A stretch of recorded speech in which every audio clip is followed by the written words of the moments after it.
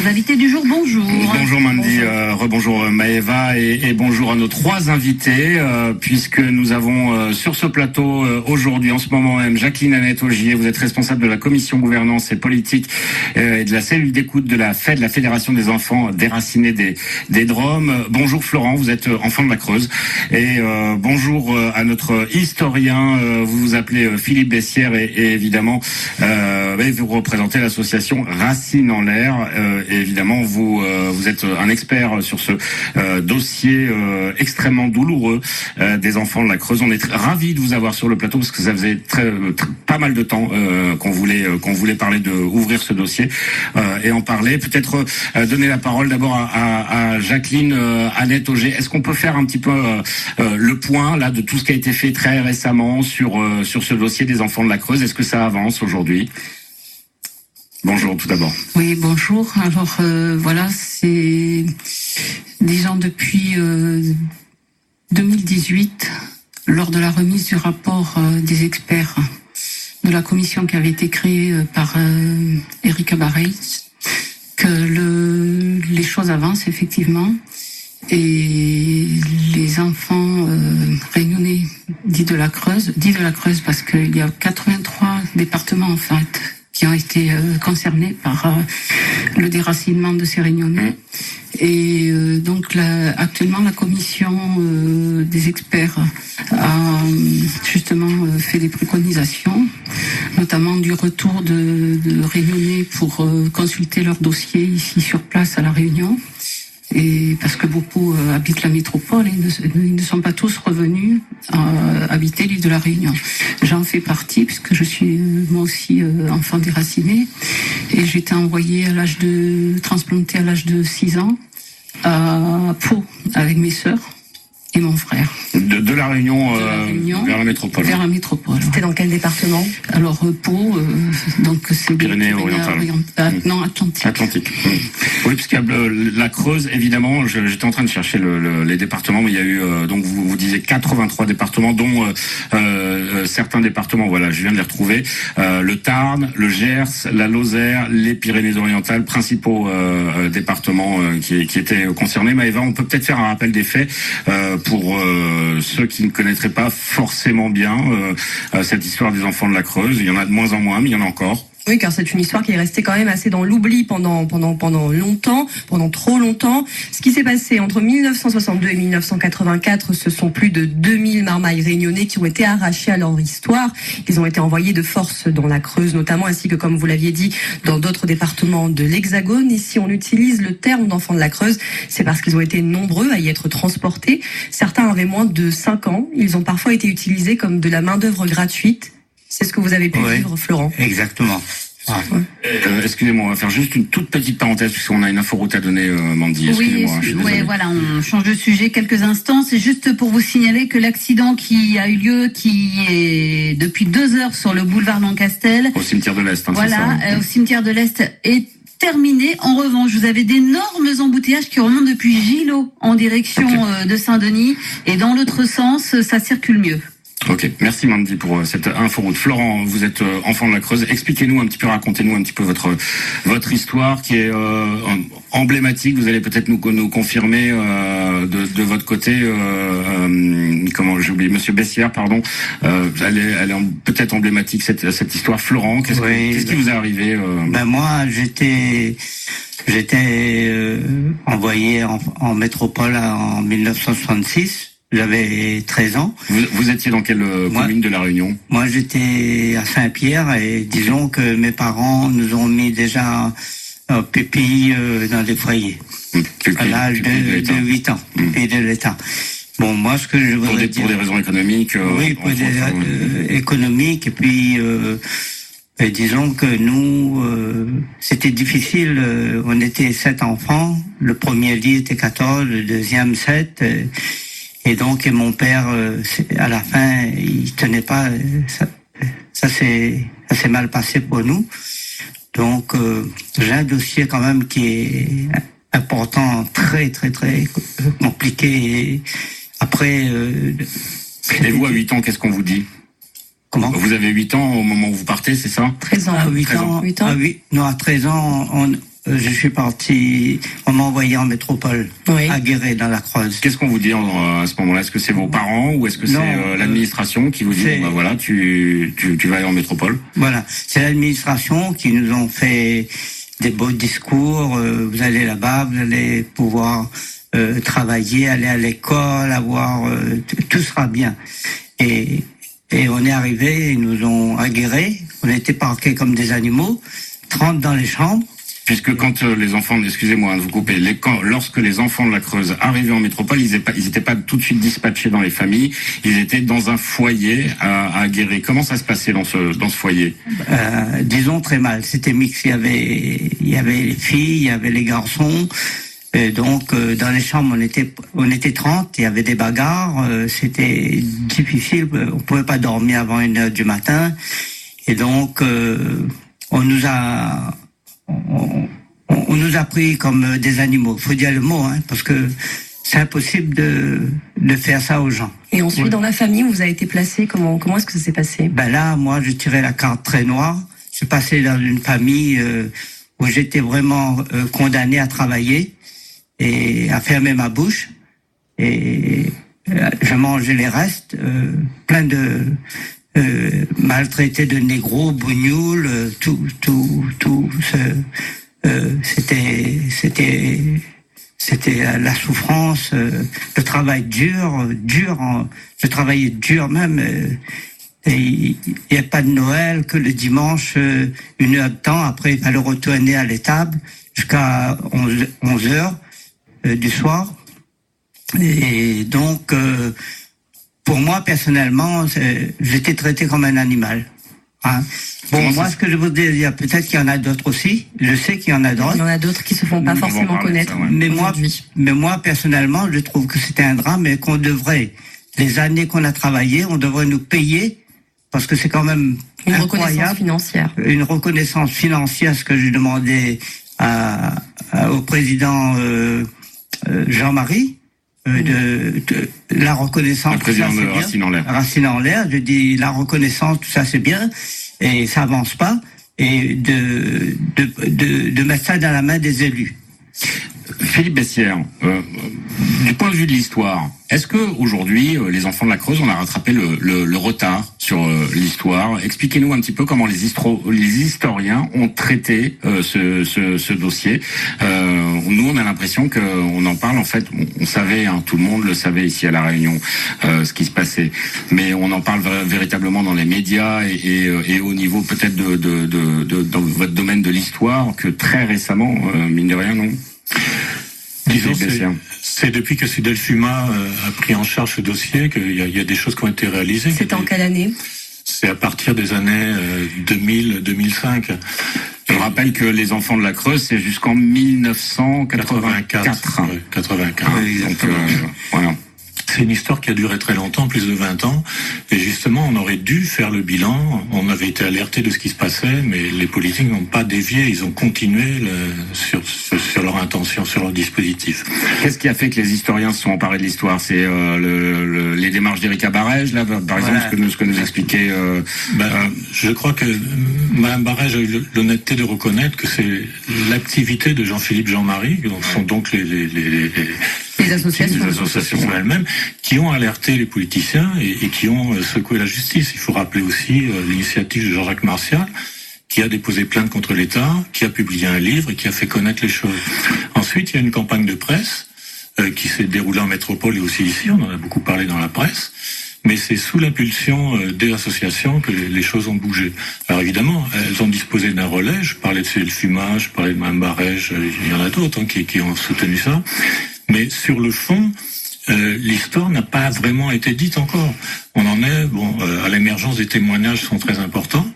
Combien de témoins on a là aujourd'hui? On a Florent qui est sur notre plateau. Il y a eu une dame il y a pas très longtemps, il y a moins de 2 semaines, qui est revenue à La Réunion. C'est vous, Annette, qui êtes revenue à La Réunion. Il n'y avait pas eu une autre dame aussi dans la presse, on en avait parlé, oui, je crois. Combien aujourd'hui on a de témoins qui on peut avoir peut-être un connus? pourcentage sur les 2000 enfants qui ont été transportés? Florent, je vous en prie. Moi, ce que je voudrais dire, c'est que nous avons été oubliés. Et il faut bien comprendre que les enfants de la Creuse, tous les jours, comme nous sommes des êtres humains, ils meurent. Moi, j'ai 66 ans. Et c'est une mémoire qui disparaît. Qui disparaît. Alors, moi, ce que je trouve, ce qui est quand même aberrant, c'est que on a travaillé, on a souffert. Les enfants ont été martyrisés. Aujourd'hui, personne ne fait rien. Les élus n'en parlent pas, sauf Madame Egad Bello, a été à l'Assemblée nationale. Elle a bien parlé. Alors moi, ce que je voudrais dire, à la mémoire des enfants de la Creuse qui sont morts, et ceux qui restent vivants, on devrait leur donner l'argent. On nous a volé aussi. Je tiens à vous dire que l'argent qu'on avait, le peu, ils nous ont volé notre argent. Hein? On a travaillé vraiment comme des damnés. Je peux vous dire, c'est la vérité. J'ai un dossier qui a été transmis avec Monsieur Bessières. Dedans, il y a tout. Il y a tout. Et il n'y a rien qui est inventé, absolument rien. Et il faut comprendre que les élus, ils doivent absolument intervenir pour que on nous paye pour tous ces travaux qu'on a fait de force.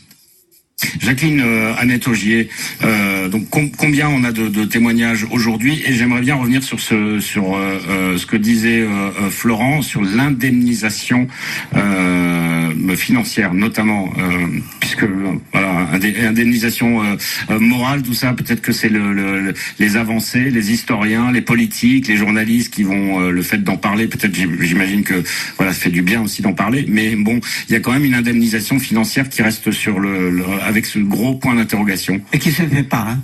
Qui se fait pas. On n'entend parler rien de cette histoire de payer ses enfants. Jacqueline Annette Augier. Alors, je pense qu'il y a 2 niveaux. Il y a 3 niveaux même, c'est-à-dire la reconnaissance, effectivement.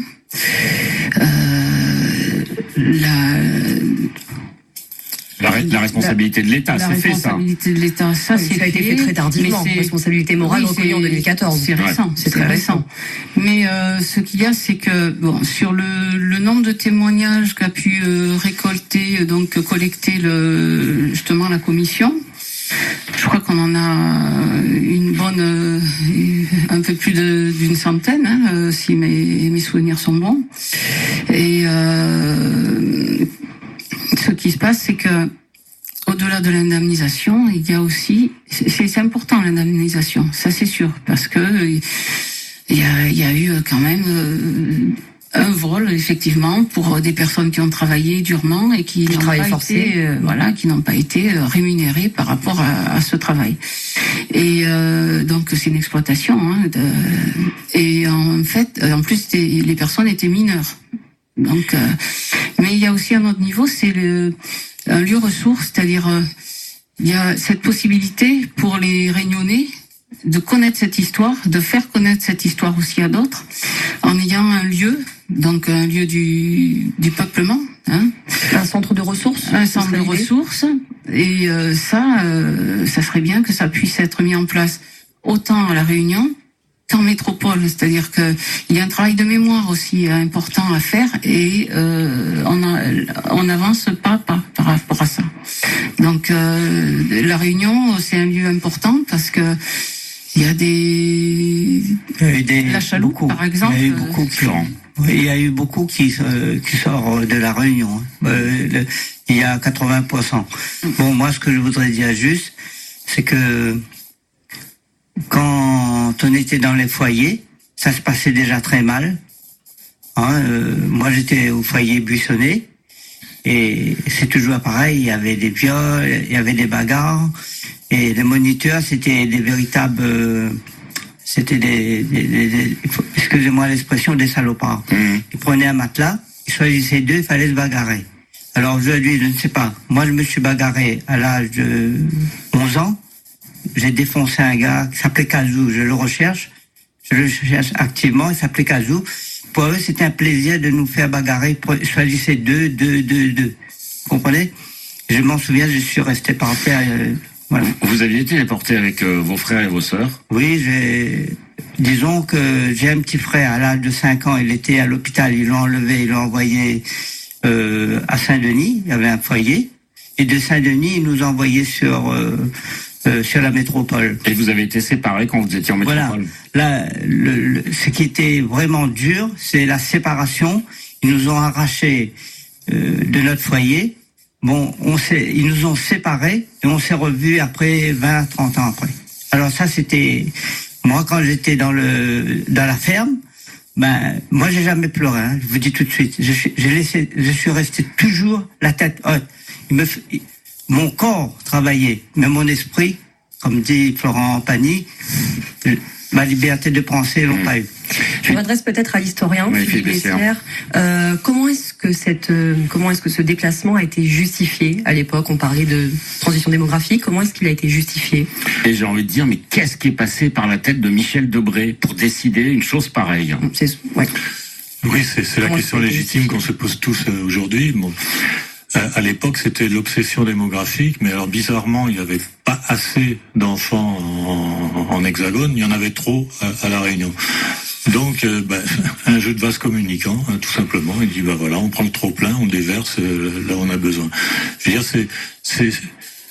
voilà, enfin, il n'a pas choisi des enfants d'Île-de-France qui étaient clairement peuplés aussi, l'Île-de-France. Il y avait le problème de la natalité là-bas. Effectivement, dans un contexte de décolonisation où la France venait de perdre l'Algérie, où lui, il avait perdu justement son poste de Premier ministre, parce qu'il était attaché à l'Algérie française. Et c'est vrai que Monsieur Barthes venait d'Algérie aussi. Et donc, c'est une politique consciente, une politique, appelons-la néocoloniale en fait. Il fallait franciser la Réunion, éviter une décolonisation, il fallait européaniser, etc. Il fallait mettre aux normes françaises. Et le moyen le plus simple, c'était ça, c'était la politique démographique. En fait, il s'agissait simplement, sous couvert d'une politique pédiatrique, parce qu'il ne faut pas oublier que le père de Michel Debré était un grand pédiatre, mais malgré ça, je veux dire que oui, soi-disant parce qu'il y avait des cas de dépression à La Réunion, il y avait trop de monde, il y avait il y avait une théorie, des arguments fallacieux de cette. Il y avait une théorie à l'époque quand même de l'aide sociale à l'enfance de dire que les enfants en difficulté, il fallait absolument les déraciner justement, les couper complètement de leur milieu d'origine qui était considéré comme pathogène et de les faire renaître. Et c'est vrai que ça a été mené dans d'autres départements. Il y avait des cas d'enfants sans parents, mais il y a aussi des enfants qui ont été arrachés à leur famille. Oui, absolument. Oui, exactement. Absolument. Ceci dit, d'un département à l'autre, c'est quand même pas la même chose que quand on a tout un océan à traverser, évidemment.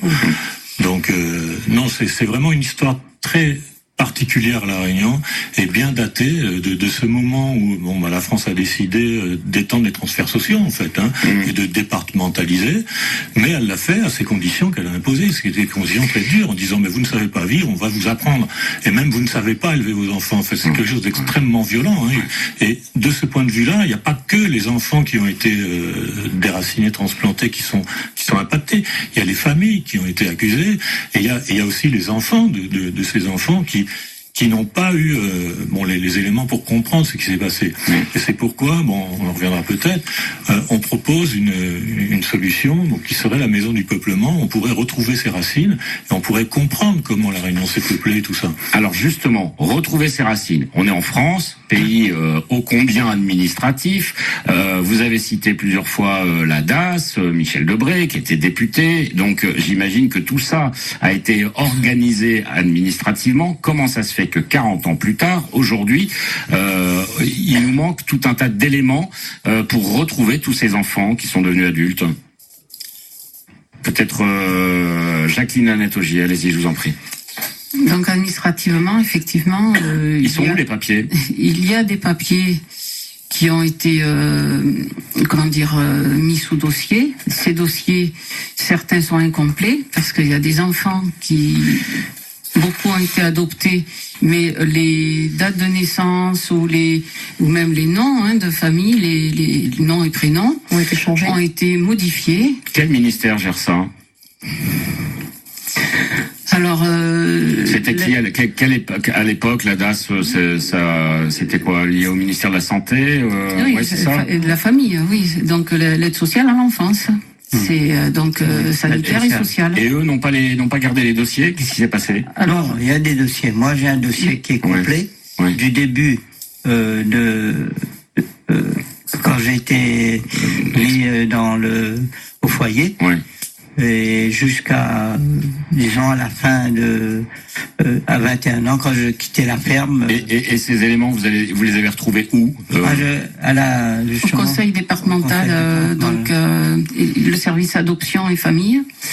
Et donc c'est sur rendez-vous. Le dossier peut être consulté effectivement par chaque personne désireuse de comprendre son histoire déjà. Et donc ces dossiers-là sont toujours au conseil départemental, ils ont été conservés. Voilà, il y a des recherches qui se font aux archives et donc certains dossiers sont bien complets. Moi je sais que j'ai quand même retrouvé pas mal d'informations, ainsi que mes sœurs qui m'ont accompagnée pendant ce séjour-là, les deux sœurs Annette. Et nous avons consulté effectivement nos dossiers pour découvrir que le rapport, l'enquête sociale qui était faite et mise dans ces dossiers comportait quand même le contenu n'était pas forcément la réalité. Voilà.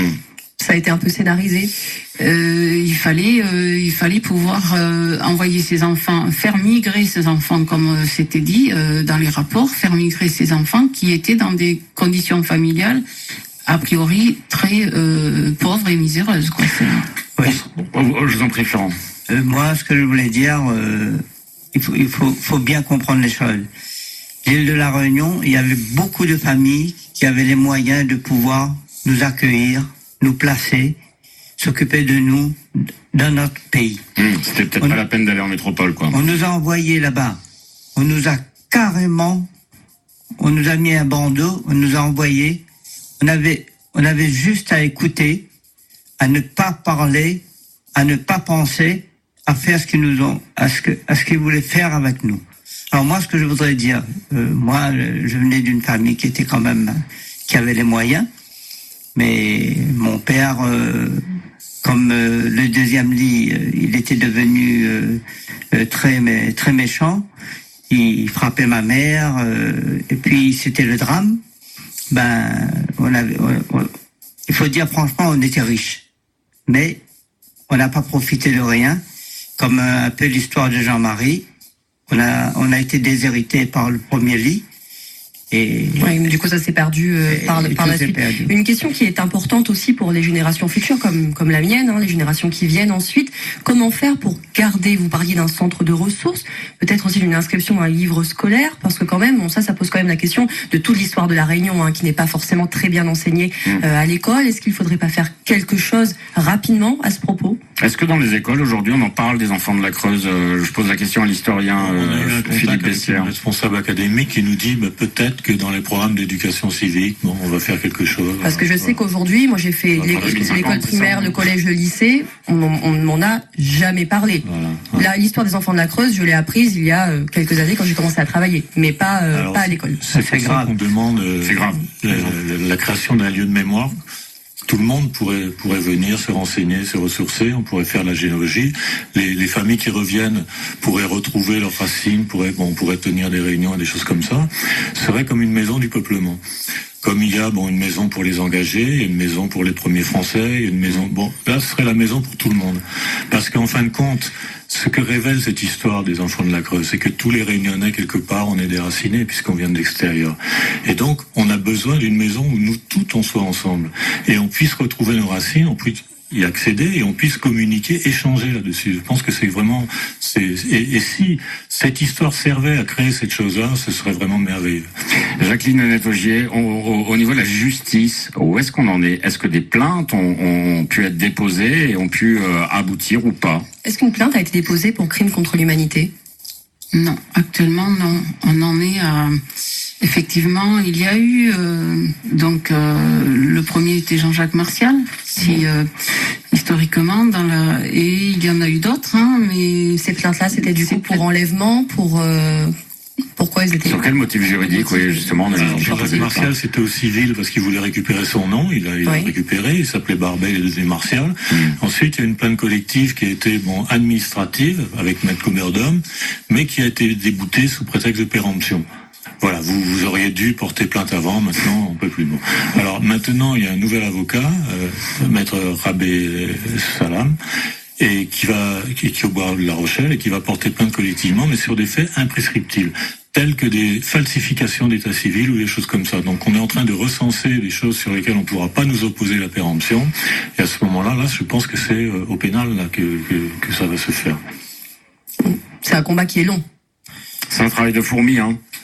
À la fois au niveau de chacun à votre niveau, en fait, vous faites un travail de fourmi, vous auprès des ministères, Jacqueline, vous, Philippe, au niveau de l'histoire, et vous, Florent, auprès de votre propre histoire personnelle. Est-ce que vous pouvez nous raconter juste la suite, à quel moment vous avez pu quitter la Creuse? Qu'est-ce qui vous est arrivé après? Disons que moi, il y a eu beaucoup de choses graves qui s'est passé entre cette famille et moi. Faisait plein de saloperies, ils faisaient n'importe quoi. Et donc, j'ai essayé de me sauver, mais c'était à 80 km de Guéret, il y avait que la ferme, impossible. À chaque fois, il fallait revenir. Ouais. Donc, c'était un gros drame. Il fallait tenir le coup. Jusqu'à après, je me suis sauvé. À votre majorité, vous avez... À ma majorité, À l'époque, c'était 21 ans, la majorité. 21 ans.